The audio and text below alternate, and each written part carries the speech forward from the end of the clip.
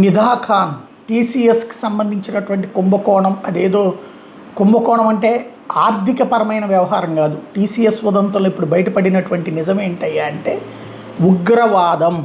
ఉగ్రవాదపు యొక్క మౌలిక స్వరూపంలో ఇదొక భాగం.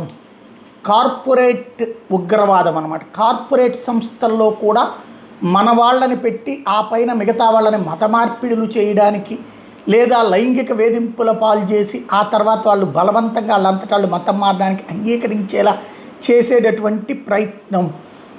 దీనికి నిదా ఖాన్ నాయకత్వం వహించింది అని తేల్చారు.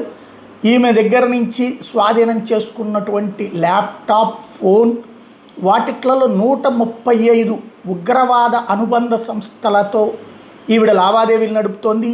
వీడియో కాల్స్ చేసి మాట్లాడుతోంది. పాకిస్తాన్లో ఉన్నారు, బంగ్లాదేశ్లో ఉన్నారు.